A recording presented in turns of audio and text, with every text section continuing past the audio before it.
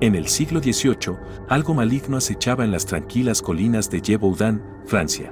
Una bestia infernal atacó a cientos de personas, a menudo arrancándoles la garganta y la cabeza. Nadie sabía qué era o cómo detenerlo. Durante 3 años, la bestia aterrorizó a los habitantes de esta región del sur de Francia. Y durante 3 años, los cazadores vinieron de todas partes para tratar de rastrearlo. Pero aunque algo murió en 1767 que puso fin a los ataques, el misterio de la bestia de Gévaudan perdura. ¿Era una bestia mítica? ¿Un león suelto? ¿O simplemente un producto de la histeria colectiva?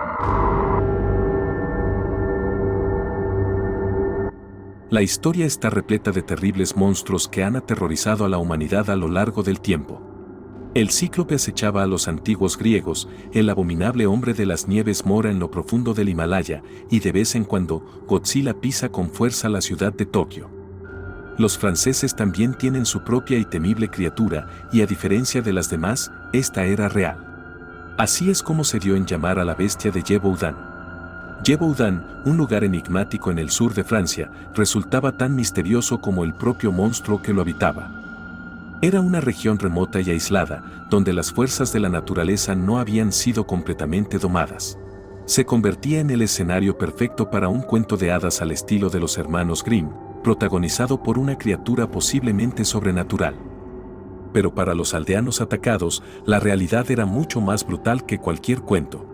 En un lapso de 3 años, la bestia cosechó casi 300 víctimas y su legado perduró más allá del siglo XVIII. El primer ataque mortal registrado de la bestia tuvo lugar el 30 de junio de 1764, cuando una joven pastora de 14 años llamada Jean Bullard cuidaba un rebaño de ovejas. Sin embargo, Boulet no fue la primera víctima de la criatura. Unos 2 meses antes, una joven que cuidaba ganado había sido atacada por una criatura similar a un lobo, pero no un lobo, aunque logró escapar gracias a la valiente defensa de su manada. Los ataques continuaron durante el verano y el otoño. Francia estaba en una depresión en ese momento, inmediatamente después de la Guerra de los 7 años. La nación había perdido batallas contra Prusia y los británicos y Luis XV habían perdido colonias de ultramar. La bestia ofreció un contraste perfecto para reunirse y no faltaron los informes en la prensa sobre encuentros con el animal. La bestia feroz desencadenaba su ira y se deleitaba con el festín parcial de mujeres y jóvenes, según se informaba, aunque también apuntaba hacia solitarios hombres adultos. Los informes se multiplicaron a tal punto que algunos especularon sobre la posibilidad de que no se tratara de una única bestia, sino de 2 o más aterradoras entidades. La aterrorizada población de Gévaudan no se quedó con los brazos cruzados, y las hazañas individuales de valentía cautivaron al público. Se ofrecieron generosas recompensas y los cazadores rastrearon incansablemente los campos en busca de la esquiva criatura. Y entonces, en un fatídico 8 de octubre de 1764, apenas horas después de otro espantoso ataque, la bestia fue avistada merodeando cerca del Château de la Baume, acechando a un apacible pastor. Los cazadores, fieles a su rastro, persiguieron al animal hasta adentrarse en los bosques que enmarcaban la finca y, finalmente, lo acorralaron. Descargaron una ráfaga de fuego de mosquete contra la temible criatura, pero, a pesar de caer al suelo, la bestia se alzó nuevamente y escapó velozmente entre las sombras. El 12 de enero de 1765, la bestia embistió contra Jacques Porfeix, un valiente niño de tan solo 10 años, y su grupo de 7 intrépidos amigos, todos ellos de edades comprendidas entre los 8 y los 12 años. Sin embargo, Porfeix lideró un audaz contraataque con sus rudimentarios palos, logrando ahuyentar a la criatura. Los actos heroicos de estos niños prodigiosos llegaron a oídos de la corte del rey Luis XV, quien decidió enviar a cazadores reales con el objetivo de exterminar a la bestia. Ahora, el valor de su cabeza se cifraba en la asombrosa suma de 6.000 libras. Mientras tanto, la historia de la bestia se propagó y se convirtió en objeto de acalorados debates en los periódicos, desde las calles de Boston hasta los bulliciosos rincones de Bruselas, consolidándose como una de las primeras sensaciones mediáticas de la historia.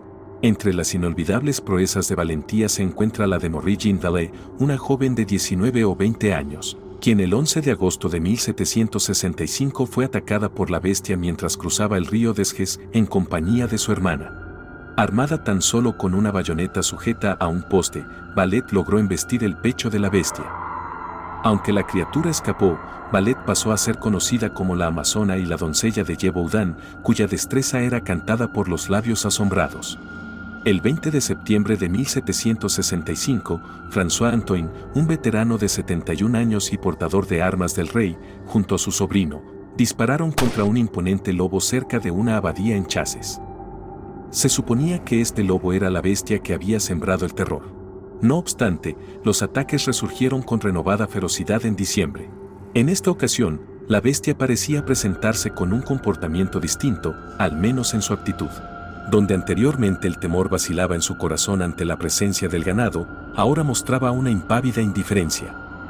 ¿Acaso se trataba de una segunda bestia?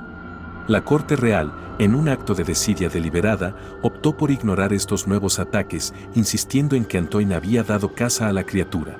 Sin embargo, un súbito estallido de ataques a principios de junio de 1767 obligó a un noble local a organizar una cacería.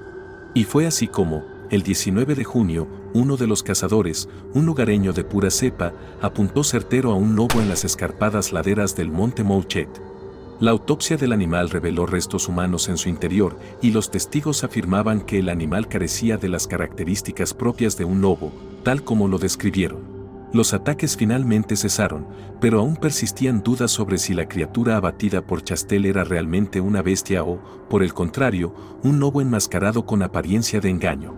Aquellos testigos oculares describieron con constancia a la bestia como algo más que un simple lobo, mucho más.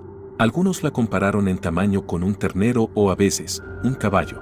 Su pelaje se teñía de un gris rojizo, mientras su cola se erguía poderosa, evocando la elegancia de una pantera. La cabeza y las patas, en cambio, estaban cubiertas de un pelo corto que recordaba al color de un ciervo. Una distintiva raya negra surcaba su espalda y sus pies exhibían unas garras intimidantes. Muchos de los bocetos de la época plasmaban a la bestia con rasgos lupinos, dotándola de una apariencia aterradora. Según los testigos, la bestia se erigía como una cazadora sigilosa, acechando a sus presas y abalanzándose sobre ellas con un feroz abrazo al cuello.